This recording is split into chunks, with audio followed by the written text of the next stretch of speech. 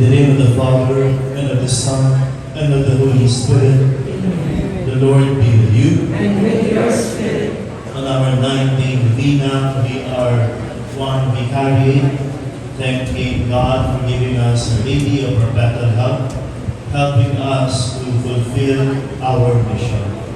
On this 9th day of our novena, dear brothers and sisters, on the eve of the solemnity of our Mother and Queen, Our Lady of Perpetual Help, we commemorate her as the image and mother of the Church. Today we celebrate her maternal role, which God has been pleased to assign to her in the Church and for the sake of the Church.